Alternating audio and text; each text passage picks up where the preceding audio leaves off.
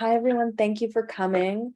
My name is Donna Honarpisha, and I'm the assistant curator of the Night Art and Research Center at the ICA Miami. And I'm really excited to welcome you all to our lecture today, which is part of our fall semester on ecologies of war. Last week, we had a seminar with Professor Salar Malmeni, and again, next week, we'll have one with Steve Goodman. So please also keep those lectures in mind. And today we have Neda Atanasoski, who I'm really excited to have with us. This Art and Research Center event, along with our other pedagogical programming, is made possible with the support of the Knight Foundation. We also just released a podcast, Tomorrow is the Problem, with 2 seasons, so feel free to listen to that on any listening platforms. We were very excited to have Professor Atanasoski with us this week, who had 2 seminars on Monday and Tuesday. She is the professor and chair of the Harriet Tubman Department of Women, Gender, and Sexuality Studies at the University of Maryland, College Park. She's also the author of Humanitarian Violence, the U.S. Deployment of Diversity, published in 2013, the co-author of Surrogate Humanity, Race, Robots, and the Politics of Technological Futures from 2019, and co-editor of Post-Socialist Politics and the Ends of Revolution, published in 2022, both with Kalindi Vora. She's also currently the co-editor of the journal Critical Ethnic Studies, and previously was a professor and founding co-director of the Center for Racial Justice at UC Santa Cruz. So we're very happy to have you here with us today, and I'm excited to hear your talk. We'll end the talk with a Q&A, so please hold on to your questions until the end. Welcome, and thank you for being here. Thank you so much, Donna. Thank you for this incredible invitation. I really enjoyed the 2 seminars and getting to know the seminar participants, and I think our conversations were really generative. So I'm going to go ahead and share my screen. I grew up in the former Yugoslavia in the 1980s in what was then still one country. And I remember from the 80s, though I was only in elementary school, that there was a kind of buzz of impending violence that was all around, in the chatter of adults, the hum of nightly news, and the anxiety. Over the next decade, after immigrating to the United States when the war began, war was always on in my house. My parents glued to CNN and the 24-hour news cycle. But this was a very different sense of war, one that broadcast images of faraway suffering into the safety of living rooms. And when the wars petered out, it fell out of view for distant spectators. Yet for those who remained behind, the aftermaths of war are still perceptible, felt and lived through the body, memory, and landscapes saturated by all that the wars wasted. War is often rendered sensationally visible, from footage of the dead and dying, and photographs of those suffering in refugee and concentration camps, to aerial images of bombardment and mass graves captured by drones. What war looks like is all too familiar. Yet both the up-close images of suffering and the technologized drone's eye view contribute to a repertoire of condensed, ahistorical, and decontextualized images recognizable as war. These are fungible images. Iraq, Rwanda, Bosnia, Kosovo, Afghanistan, the Ukraine, and so on. The spectacle of war jumps from one crisis to another with ease, erasing histories, erasing lives and worlds that came before, and the wars and those that will come after. Yet, in what other ways are the temporality and landscapes of warfare and violence sensible, perceptible, felt, or intuited that aren't part of this dominant visual rhetoric? Today, I'd like to focus on some projects that think about other ways of thinking about war and its aftermaths. In their articulation of framing war as an ecology rather than a bounded event, Bridget Gorashi and Ileana Kim state, material and spectral forces of war permeate collective lives and ecological relations of humans and non-humans surviving the ravages of conventional war, and those living through the quotidian violence of relative peace. They argue that it is important to look beyond war itself to include forms of war that are often unrecognized as such. In what follows, I think with several interventions from the former Yugoslavia that have grappled with materializing and making sense of unspectacular but experienced violences that are a part of the broader ecology of the 1990s wars and their long aftermaths. Each is rooted in a place that made global news as a location of atrocity, but the stories they tell about these places refuse their reduction to war crime. Instead, they render time fractal, chaotic, turbulent, nonlinear. The senses of war they flesh out animate memory without memorialization, land, not territory, and collective political endeavors that persist in spite of privatization and capitalism's attempts to overwrite them.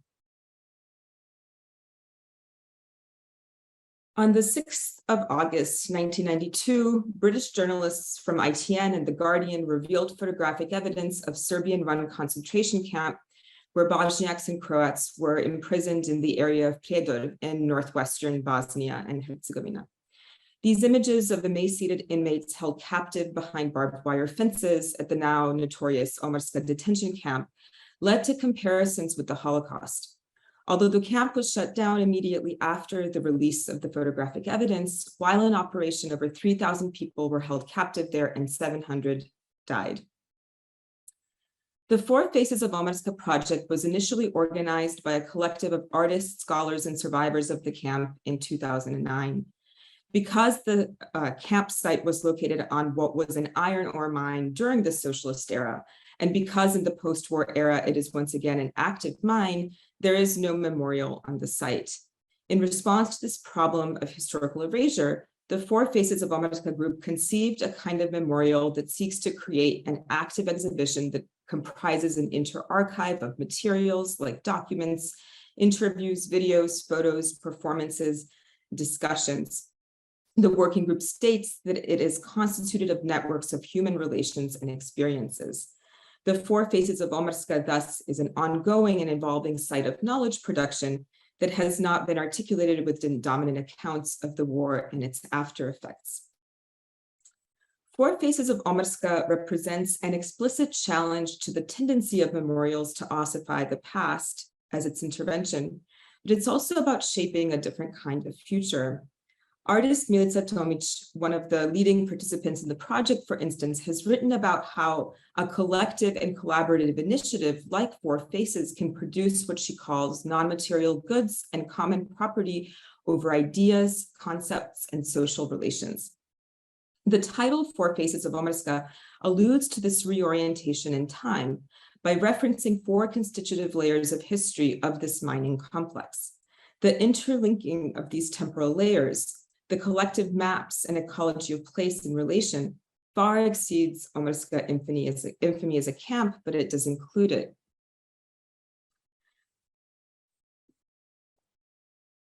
Omeska was established in socialist Yugoslavia as an iron ore mine. This first phase of Omeska harkens to state socialism as a different economic mode and a different model for the use of resources and national development, that of Yugoslav socialist self-management that privatization has sought to overwrite. At the beginning of the 1990s wars, Bosnian Serb forces and local authorities transformed the mine into a concentration camp for ethnic Muslims and Croats. The second face of Omeska is a reminder that the mass killings and torture of Bosnian Muslims and Croats can't be marked through an actual memorial. Importantly, Milica Tomic emphasizes that the collective's memorialization is not about dehistoricized comparisons between the Serbs and the Nazis, but rather, she states, as a new form of camp, Omeska highlighted the role of extreme violence in the transition from social ownership over the means of production, specific to Yugoslav self-management to privatization. The basic criterion of citizenship shifted from labor to ethnicity. So then this is, in 2004, the Austrian-based ArcelorMittal company, the largest steel producer in the world, assumed majority ownership of the Omeska mine and resumed commercial mining operations. This third phase evokes what it means for a multinational corporation to operate in a territory of a new political entity, the Republic of Srpska, brought into being by the Dayton Peace Accords and its division of Bosnia along ethno-religious lines. At the 25th anniversary of the closing of the camp, the group stated, Omeska today is a bizarre place of cohabitation between the living and the dead, a place of numerous mass graves, either excavated or still unexcavated, and a place where the surviving victims and their families live together with their former oppressors. The company, in line with the social and political bias, still maintains discriminatory employment practices against non-Serb population, thus repeating the politics of wartime ethnic cleansing. ArcelorMittal is participating in the politics of negating the existence of the Omeska camp, this being particularly evident in the company's decision to prevent the construction of a memorial centered to the victims of the camp. The sign on the left that you see on the side states that entry is forbidden. In this and other political decisions, this transnational company is closely collaborating with the local nationalist government. Omeska emerges as an example of transnational capital's collaboration with local governments in normalizing the present through the repression of past crimes in the process of privatization of public goods and making post-war alliances with the neoliberal capitalist society, where the global capital washes over traumatic zones and renders them invisible and irrelevant, end quote. And finally, the fourth phase of Omeska references the 2007 use of the location for shooting of a Serbian ethno-blockbuster co-produced by companies from Serbia proper and the Republika Srpska.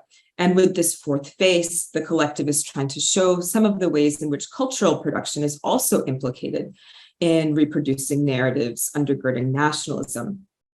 So these four interlinked facets of Omeska run against the grain of the dominant narrative of the Balkans as a place of eternal conflict or ethno-religious hatred.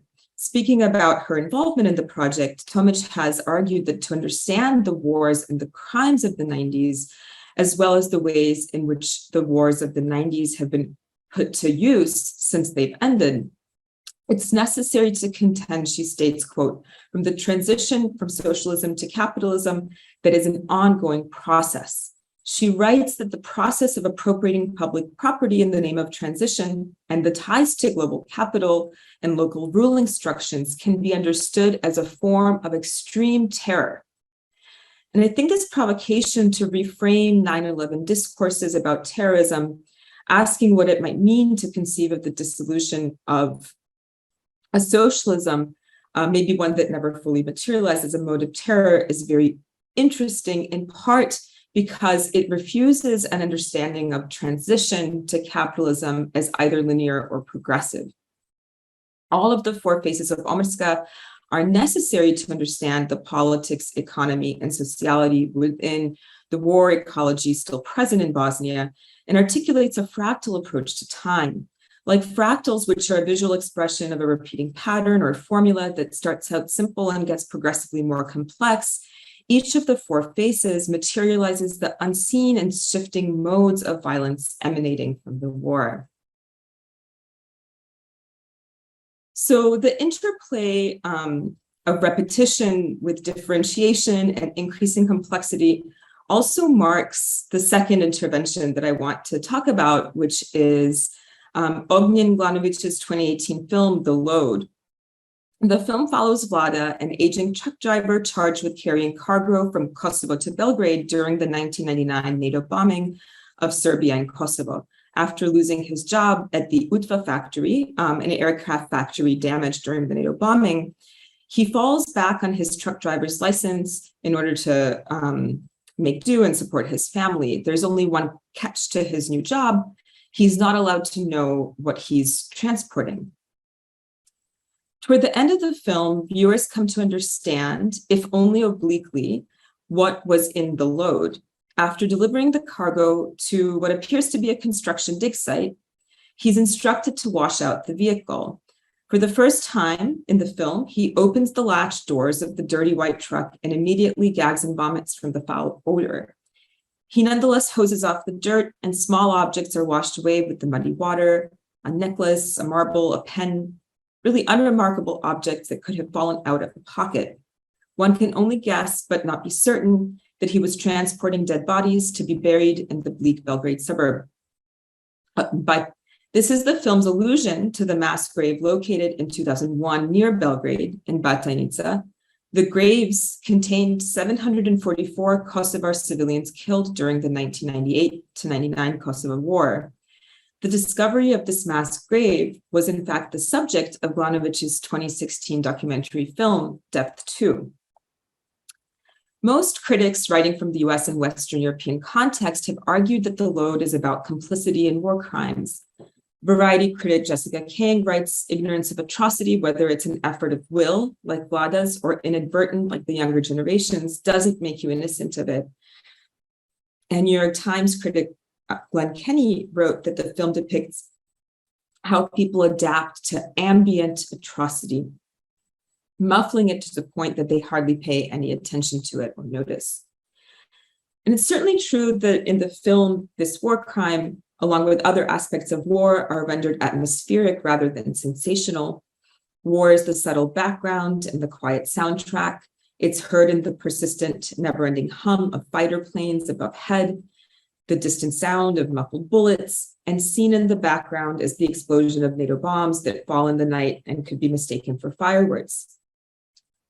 King writes, this is Kosovo in 1999, when the NATO bombing campaign has been going on for so long that it's become part of everyday life, as unremarkable as an extended spell of bad weather.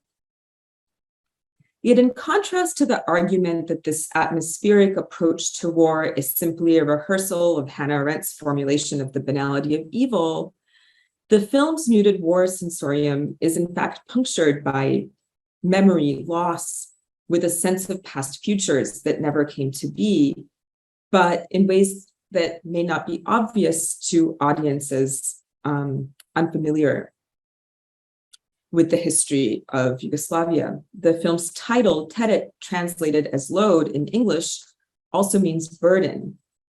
Part of the burden is clearly Vlada's participation in the war crime, but another burden that the film slowly unfolds is that of broken commitments to anti-fascist and solidaristic struggles. These have been rendered impossible both by what Vlada at one point calls this video game war, in which an unseen NATO drops bombs and leaflets from the sky, and by the then President Slobodan Milosevic's regime of murderous nationalism. In an interview at the Lincoln Center, Glanovic, the director, spoke about the massacres of the 1990s wars as ones to which there were no monuments. But he also spoke about fighting for the memory of the values of a country that died. So along these lines, I want to draw attention to the Yugoslav era brutalist memorials commemorating World War II battles that are never spoken about in the film, but that viewers' attention is repeatedly visually drawn to. They are silent character gesturing to a history of emergent possibilities that never fully materialized. Early in the film, Vlada, the truck driver, meets a young passenger, Paya, and reluctantly lets him hitch a ride to Belgrade. Paya uses Vlada's old lighter to light a cigarette and asks Vlada about the inscription that reads, "While the waters of the Sutjeska River flow." Vlada replies it was his father's, that he had gotten it for fighting in the Second World War. They pull over for a bathroom break, and a young kid sneaks in and snags the lighter and runs away with it. And Vlada chases after him. So I want to show you, and I really hope that it plays, a little clip that takes place with one of these monuments as the background.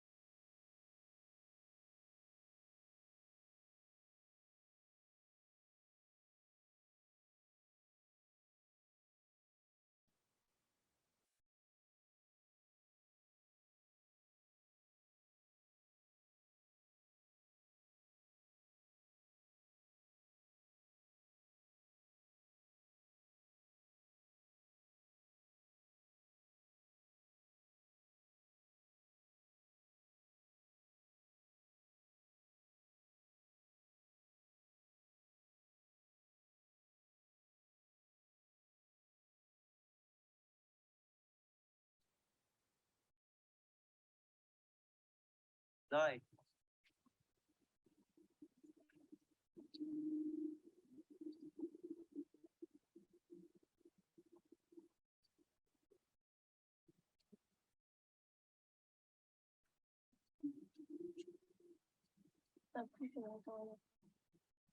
Сутєска вода тече 43 до 58. Що це значить? Не знаю.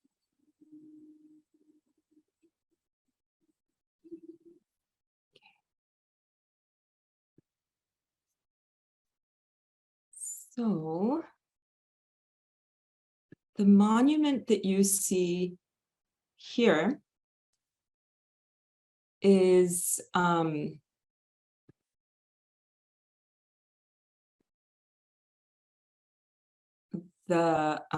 see, just going to want to show you this image. It's the Popina War Memorial designed by architect, urban planner Bogdan Bogdanovic, erected in 1981. From 1960 until 1980, more than 100 monuments commemorating the victims of fascism were erected throughout the republics of the former Yugoslavia. Architect Ana Mačkić has written extensively about these monuments and gathered all of them kind of together on this one page. And they're all as massive as what you saw in the clip that I showed you. And Mačkić writes, remarkably, these monuments did not recall the Second World War, even though they were built on the particular sites of the battlefields, but looked towards a future of freedom, equality, independence, and a better life for everyone, a future that could only exist thanks to those who had died. In order for the monument to appeal to all different inhabitants, regardless of their nationality or religion, a new form of language had to be invented. Consequently, these monuments do not contain the symbol of ideologies, war heroes, or religions. Instead, they're abstract forms that refer to the modern future. Belgrade-born architect and urban planner Bogdanovic, who designed the monument seen in the film The Load, was one of the most prolific of the architects building these massive structures, and they were for him meant to be public spaces of gathering. According to Mačkić, like the other monuments, the ones designed by Bogdanovic lack any symbolism of ideology, war heroes, or religion. However, most do employ a language that references old mythology. Because of their archaic form, language, they look like they've been standing forever and remain for eternity. Bogdanovic always tries to express one of the elements, fire, water, earth, and air, with his monuments. He has also made work that was site-specific and employed spatial qualities and materials of the direct environment. So while being incredibly dependent on the local ecology for construction, materials, and locations, Mačkić has also aptly described these monuments as somehow otherworldly. In The Load, the monuments function as a portal to other worlds that never came to be, but that are still gestured towards as they open out onto the landscapes that they frame and that they're framed by. Glaunovic's use of the monument as backdrop punctures the time space of the 1999 war. The inscription, translated in the subtitles as "When in need, use it again," more literally translates to "When in need, repeat me," a director that certainly seems out of reach. We see Vlada brush off debris of the plaque commemorating the 1941 battle, and then looks up to the sky to the sound of NATO airplanes above head, a kind of time out of joint. And as he walks away, the kid and the teenager who took the lighter are left to interpret the inscription about Sutjeska, but the message is inscrutable to them. So although the lighter is lost to Vlada, the story of the lighter does ultimately materialize Sutjeska through another monument, one located in Bosnia and Herzegovina, that is visible on old postcards and photos in two moments in the film that are seemingly marginal to the plot. The first, Vlada is using a bathroom at a restaurant while there is a Serbian nationalist wedding that's taking place, and he sees a wall with dozens of postcards tacked to it. He picks up one, and you can see it on the left here. And the second, near the end of the film, when Vlada returns home, glancing through a box of his dead father's belongings, he picks up a stack of photos. He pauses on the photo that you see on the right. And you can see kind of that there's two small people standing under a massive concrete structure. We can assume that this might be him and his father, since it's his father's box. Both of these slides are of this monument, Tianishte, that evokes something like either two angel wings or giant flames rising from the ground. Those who recognize the monument will know that it actually commemorates the Sutjeska battle. The film doesn't, however, connect these images to the story of Sutjeska for viewers unfamiliar with the history of Yugoslavia prior to the 1990s wars or the memorials. The end of the film does unravel the meaning of Sutjeska's tied to the lighter, though. Vlada still back home, but about to head out on a final tour, driving the truck, this time equipped with an old camera to, we can imagine, record evidence of war crimes, stands outside and smokes next to his teenage son. When his son sees Vlada using a new lighter, he asks, "What happened to Grandpa's?" Vlada doesn't respond, but when he does, he doesn't answer this question directly. Instead, he tells his son the story of his grandfather, Leka, who at age 17 went off to fight fascists with his older brother, Bane. Vlada insists that that was a different kind of war from this video game war, as he calls it. At the Battle of Sutjeska, the brothers were separated. After the war, Leka returned to look for Bane, but found nothing but a war-ravaged landscape. Then in 1958, he returned again, this time for the 15th anniversary commemoration. There, he ran to the site where he last saw Bane and dropped to his knees crying by a walnut tree. Bane loved walnuts and was always eating them. Leka believed that a nut must have fallen out of Bane's pocket when he was killed and grew into a large tree. Like Bogdanovich's monuments that appear to grow out of the ground, out of Bane's death grew this kind of unexpected life, a sort of living memorial. At the end of this story, when he's finished speaking, the son asks again, "So where's the lighter?" "I lost it," Vlada responds, rather than to tell him it was stolen. He takes the blame. This statement can be read both as a taking responsibility for his role in abetting war crime, and given the story that preceded it, as one in which Vlada takes responsibility for the loss of emergent aspirations from a past, ones that never came to be. A number of critics have read this scene where Vlada recounts his father's story as Glanovic, the director's commentary on endless cycles of war in the Balkans. For example, one critic wrote, "Each generation steals from the last and bequeaths to the next, but in this historically turbulent region, part of that legacy is war. And with war comes remembrance, or in the case of the atrocity that is the structuring absence of the load, willful forgetfulness."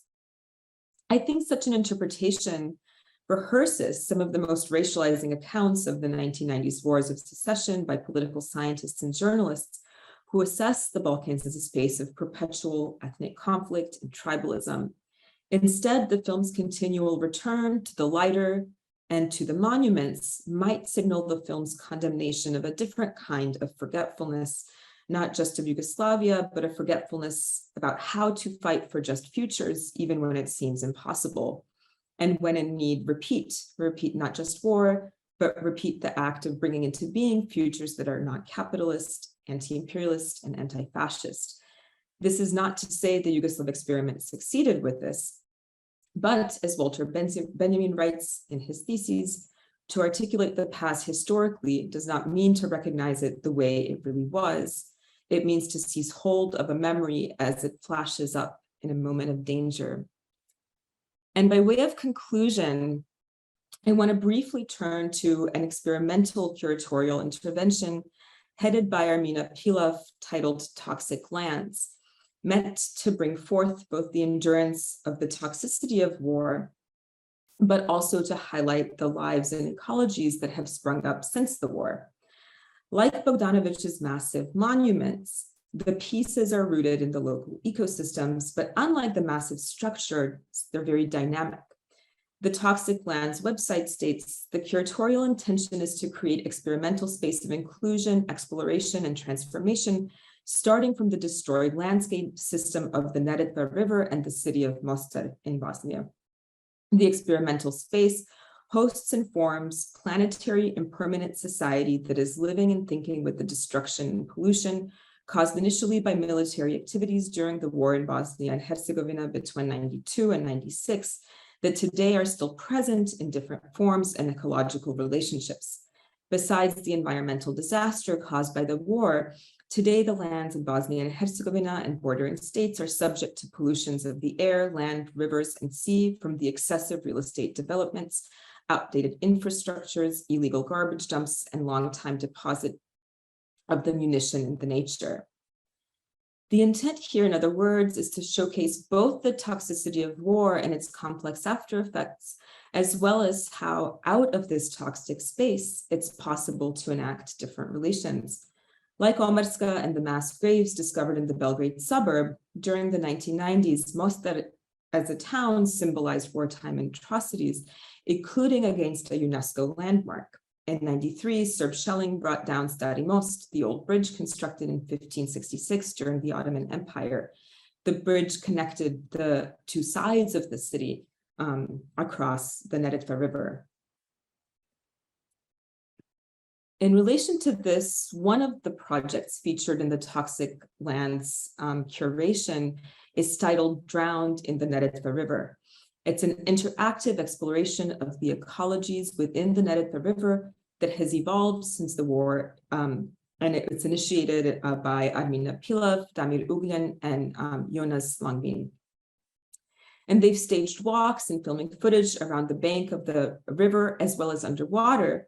So the project is a kind of recording of the aftermath of the 92 to 5 war that included the destruction not just of the famous old bridge, but also 9 others. Pilov, Ugljan, and Langbin write, as the consequence of the war bridge's destruction, construction of temporary war bridges that embodied traumas from inhabitants' survival strategy, Neretva and her organic system changed in environmental terms, but also in its spatial and social role. In the wartime, the river ecosystem started to deposit anorganic materials, pieces of exploded bombs, remnants of temporary bridges, and other debris.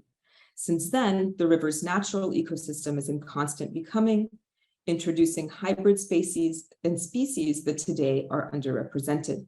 Our idea is to think with Neretva and through narratives on architecture, nature, mapping, underwater archaeology, represent her hybrid condition in Bosnia and internationally. So in this image that I have up here, you see a new complex ecosystem developing, and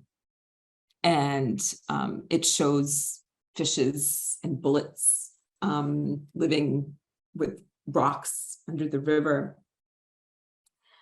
And thinking with Neretva is also really interesting in the sense of giving the river subjectivity as an actor in the river's own right in the wake of the war's destruction. So I've put these projects together as a way to grapple with the place that I'm from, that came into global view as a site of atrocity and destruction, and then came out of view.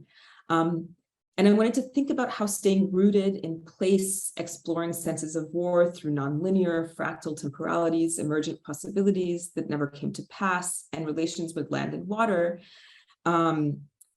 how these interventions have continued to imagine possibilities through and in spite of the ruin. So I will end there. That was so wonderful. And I'm glad we got to see some of those images. I want to open it up. So if anyone has any questions, you can raise your hand and I can give you mic access, or you could type it in the chat and I can read it.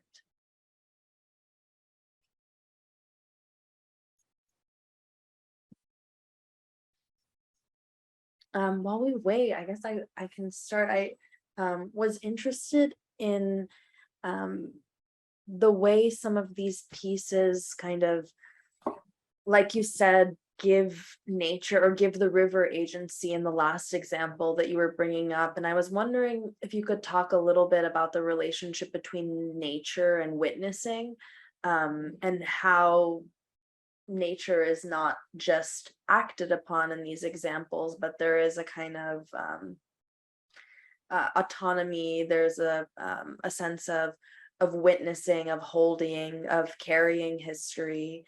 And so if you could talk a little bit about that.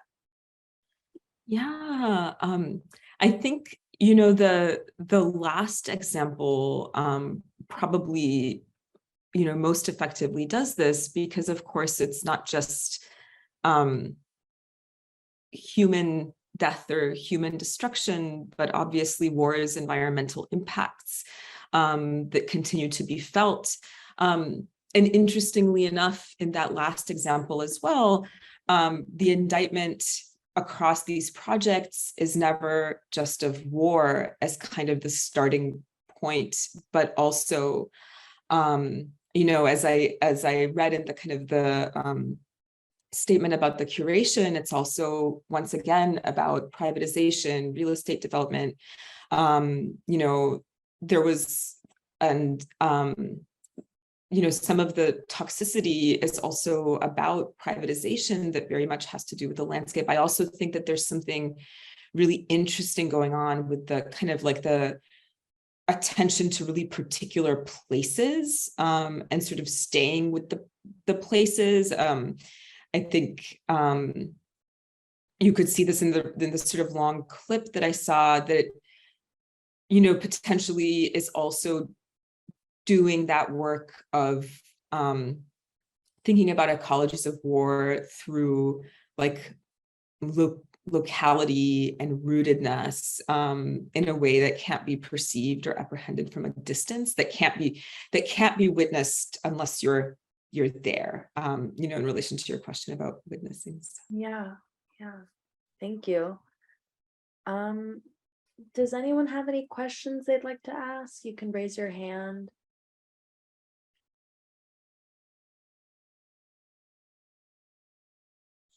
Let's see. Vanessa asked, did you want to ask out loud, Vanessa, or would you like me to read it? Because we're a small enough group that I can give you mic access.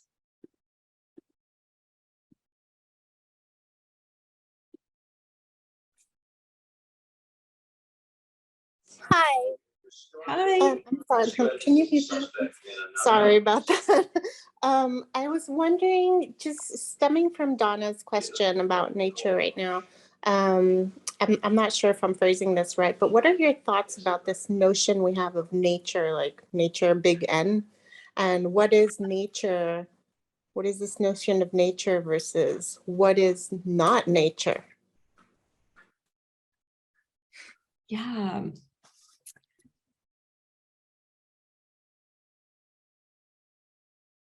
Yeah, that's a really interesting question. I think I wasn't necessarily thinking about nature and not nature necessarily as a kind of distinction, but more thinking about the kinds of relations. So like with the Four Faces project, they're talking about human relations and human experiences. In the second example, I wanted to focus on these kind of massive monuments that almost like open out like portals, you know, to these other worlds, like in the Atanasoski, the architect, but they need the kind of the framing of the particular location where they're in. So they're kind of the ecology or the relation between the people, the monument, and the place, the trees, the hills, how these monuments are situated. That relation there sort of opens up a different set of questions about what is remembered, what is forgotten, what's opened up. And then in the third example, right, thinking about how out of like toxicity, there's these creative projects that are imagining new formations. And I think that's precisely where that last example ends, right? The bullets that we wouldn't think about as, nature, capital N, become part of this ecosystem, like with the fish and the rocks. And so that's kind of what I was sort of trying to tease out there. But thank you for that question. I hope I answered it. I don't know if I did. Yeah, I think, because I once did a photo series in Normandy, and I observed the same issue where you had these like kind of human residual elements from the war, and they had been kind of reintegrated into nature. But are they nature now? So it was kind of like, it took me a long time to digest that. And so now that you were mentioning kind of like the toxicity of these elements and how they're kind of like reintegrated into the landscape, I still have always this doubt of what we consider to be nature. Is this like a human created notion, or is it like an actual thing? Yeah. It's always shifting, right? What we consider to be. Yeah, I think so. Thank you.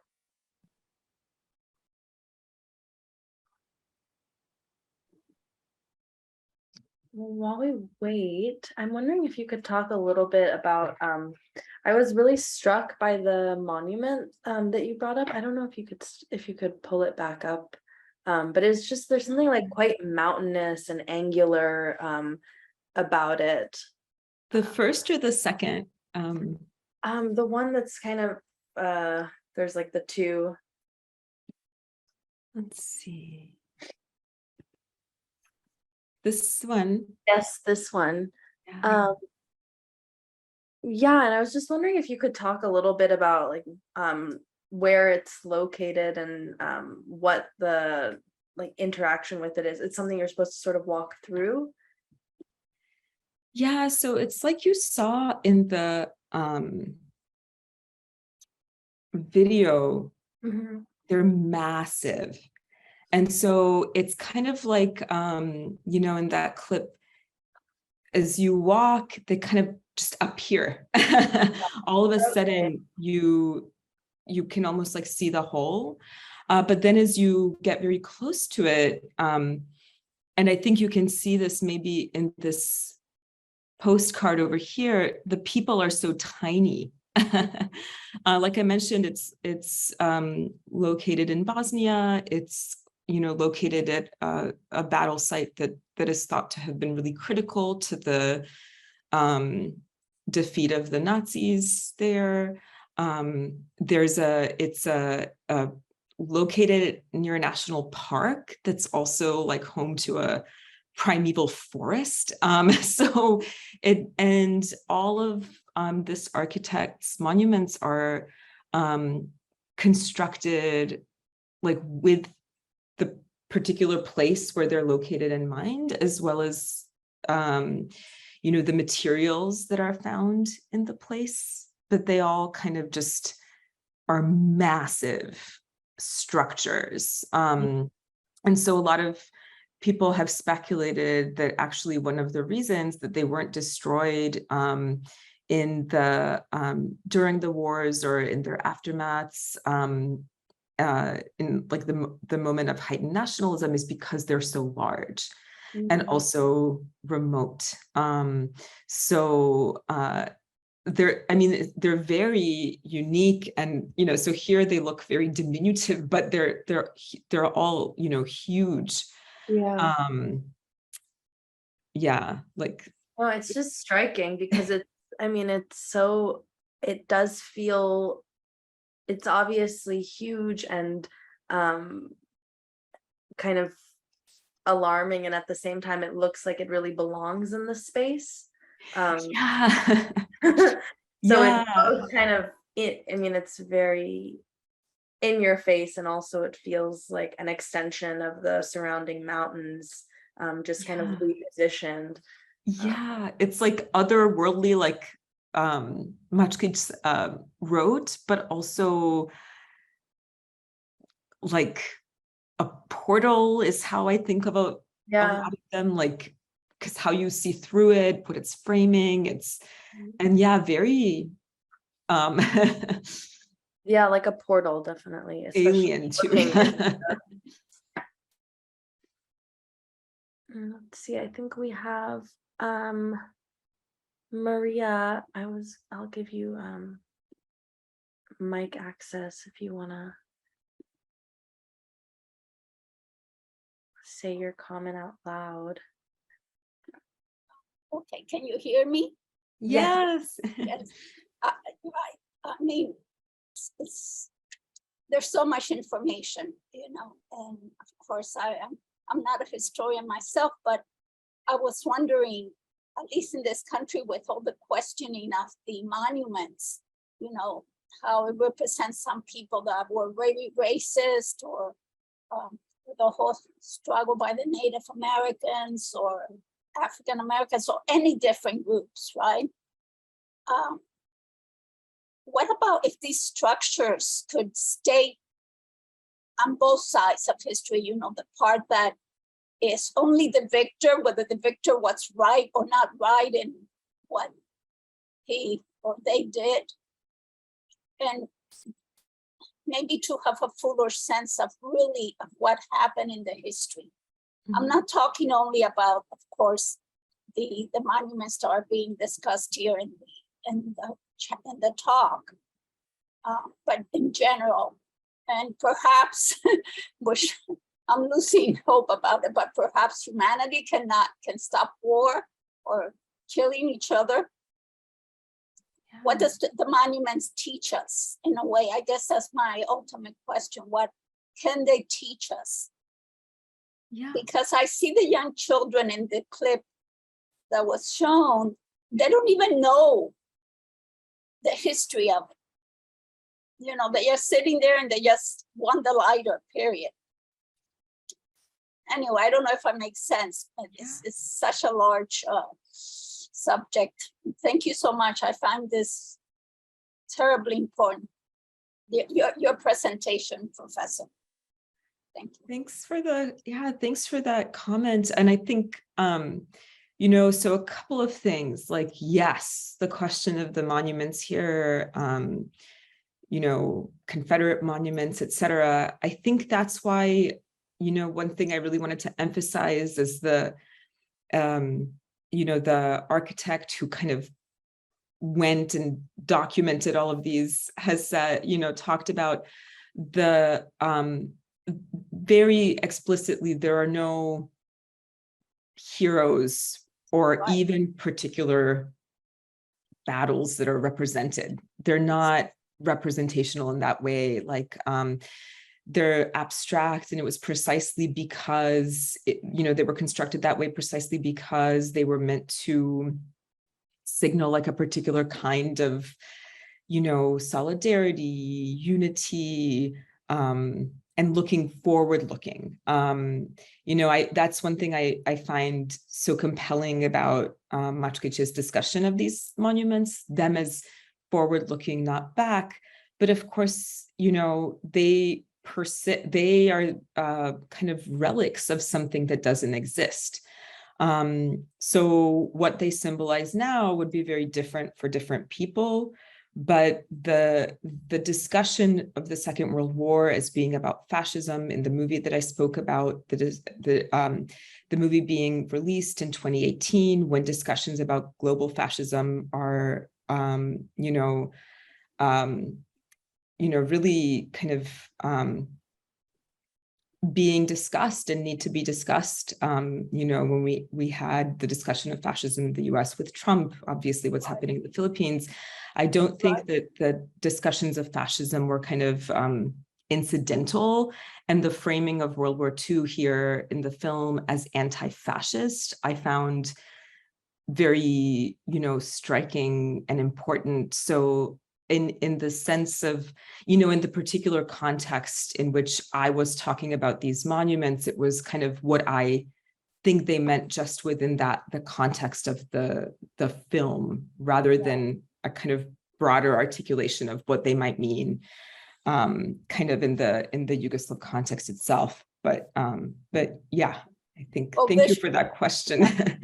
If I may, I mean, I find them terribly, and I've never seen them in person, but terribly strong in a great sense. But for example, I've been reading quite a bit about the Spanish Civil War, and when a lot of the refugees went over the pyramids into France, at that point it was Vichy's France, France put them in concentration camps. Mhm.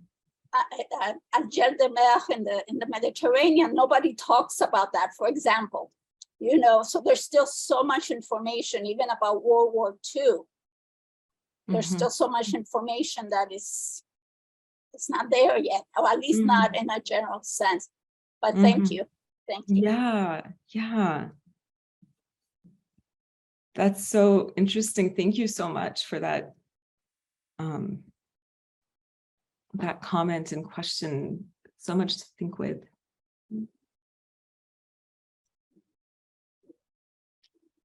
Does anyone have any other questions?